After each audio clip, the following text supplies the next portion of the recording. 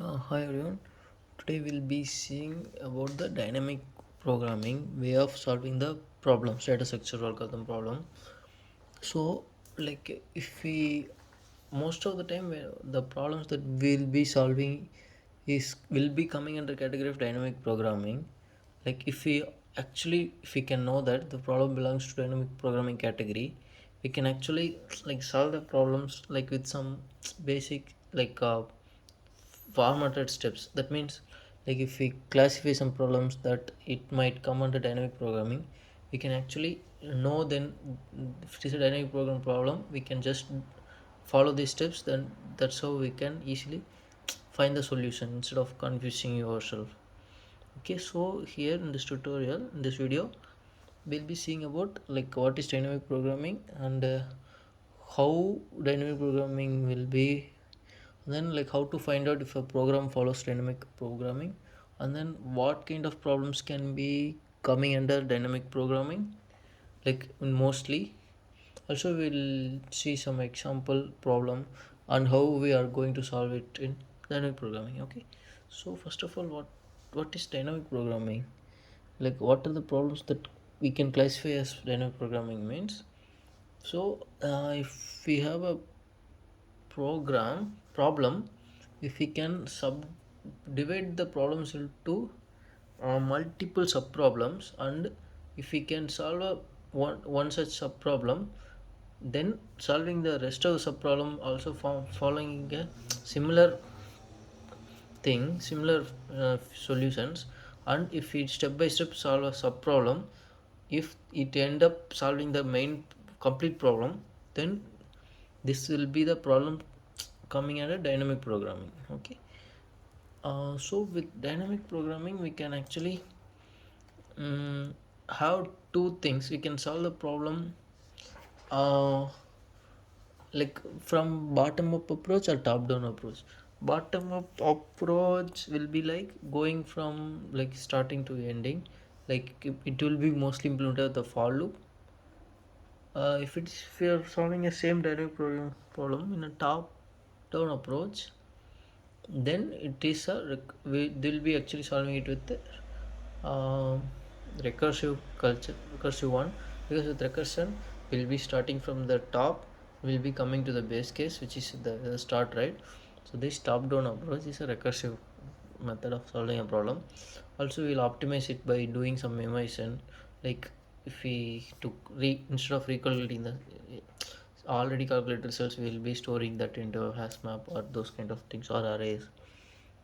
So recursive, the top down approach like solving it via recursion might be confusing at first, but it will be a easy way of solving the problems. But in case in coming to interviews, like suddenly if you want to solve the problem, it's hard to think in a recursive way, because if you want to actually solve the problem, if you want the result, like it's hard to like get a working solution with recursion, like unless you are very good at that. But with the for loop you can actually understand the problem and solve it. So try solving the problem first with the for loop. Maybe once you can do that, then you can tell the interviewer actually I can even optimize that by solving in a recursive way with some memoization. Yeah, that's actually a good thing. So so as I said, uh, the dynamic programming is nothing but is if a problem having some following characteristics, uh, the one first characteristic will be nothing but a problem can be broken into multiple overlapping subproblems. Okay, and then the problem is an optimal substructure. Optimal solution can be formed from optimal solutions to the overlapping subproblems of this original problem. Okay, so these are the characteristics of dynamic programming. So when to use dynamic programming normally? So if we got a question like with these terms, mostly it will be coming under dynamic programming, but it's not a written rule, but probability will be more. So if you are getting a problem, what is the minimum cost of doing, maximum profit, minimum or maximum, how many ways you can do this, how many ways are there, And then what is the longest possible, or is it possible to reach a certain point, like these kind of problems, like minimum, maximum, number of ways, longest possible. All these problems can be formed with solved with dynamic programming. Okay. Also, uh, consider the Fibonacci series. That is also an example for dynamic programming, because n minus 1, n minus 2, we can just uh, take the two base cases, and then we can give the some base conditions, and then we'll be uh, solving problem by problem basis. That means the first sub problem of 1 will be like calculating the current value with current value n minus 1 comma n minus 2, then we'll get the current sub problem solution. Same way, if we keep on doing that, we'll get the actual solution at the outlet. Then so there are some approaches that we can actually follow that will be common for overall all the db problems that we'll see now. So mostly all db problem will require a function or data structure that will compute or contain answer to answer to the problems for every given state, for each state. Okay, for each state we'll be having a thing. Same way, we'll be doing a recursive relation or iterative relation to transisting between states. That means like one problem to next problem, like that. And then there will be a base case always, so that it won't go on indefinitely. Okay, so we'll be seeing okay, the one example of how uh, problem solving in DP is a house rubber problem. So we'll see how we can actually solve the house rubber problem by using dynamic programming. Okay, let me show you. Okay, so consider this. So consider this is,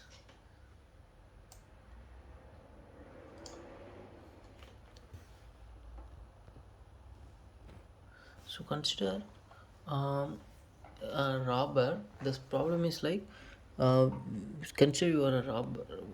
We are a robber, and robber, we need to find the maximum. Today is, it's a treat for the robber, so he can actually rob any house in the any house. The houses will be like in the sequential manner, like one after another. He can actually rob, because no one is there in the entire house, entire line of houses. So he can actually rob as much as possible. So it's a happy day for him. But there is a general rule, like there is a camera, or yeah, in or some detection device installed in each home, which will actually generate alert if two adjacent houses got unlocked, or two adjacent houses got robbed. So the only way that robber can get maximum robbing amount will be by leaving one houses next to the robbing house, and then rob the other house after the next house, like so, one after one. So actually, while doing this, if he simply uh, rob each and every house, like just leaving one by one in a without any doing calculation, he won't be actually getting the maximum rob amount. Let's see this scenario. If you see the scenario, so what happen is, so broker is here in the first house, so he's robbing the first house. So see, he can't rob the next house, right? So he's jumping to the other house. So here they have 400, so he can't rob the next house. He's going to next. So at last he got $600. So the other way will be like, he thinks, okay, we should not, we can rob the next house instead of robbing the first house. So he's taking that option. So second house he's getting 50. So he can't rob the third house, so he's going to fourth house. So he can't again rob the fifth house. So total he got only 250. So he'll be like disappointed. Same way, if he thought, if he he didn't rob the first house, he didn't rob the second house also. But since the third first house is 100 and second is 150, He thought of going to second house. He's going to second house. Then he finds third house is 400. He's going to third house, and then he finds the next house he can't do. So since by even by doing this, he got only 500. But the maximum probability is 600, right? So what robber can do as a greedy algorithm method, robber can from that particular state he can check maximum out of two houses like 100 and 150. He is greedy, so he'll just go for 150. Again he is seeing 150 and 400. Again he is greedy, he is going for 400.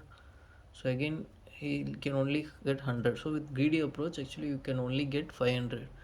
But the best approach will be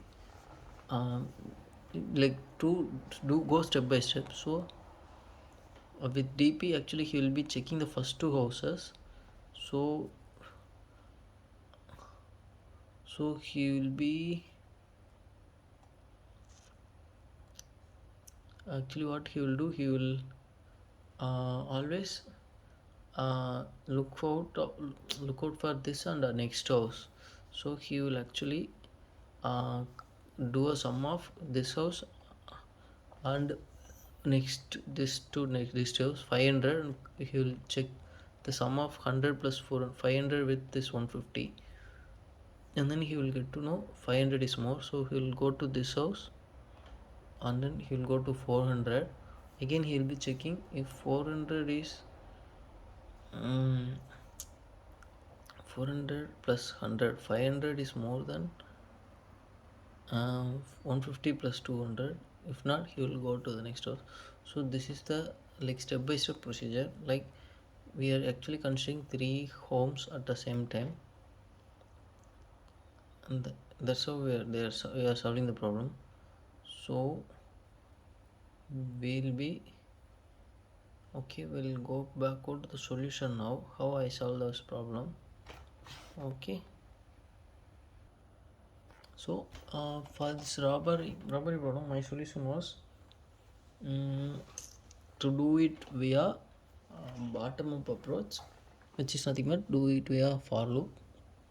So what I'm doing is I'm just initiating two base condition. If the number of houses is 0, then it will be 0. If number of houses is just 1, then he can only rob one house, and we are returning that. Okay. And then actually what we are doing here is we are actually doing a for loop. Okay. From for loop from the we are doing it from the back to end. So we are coming from n minus 1, n minus 2 to minus I. So we are doing it from coming from the end to the start.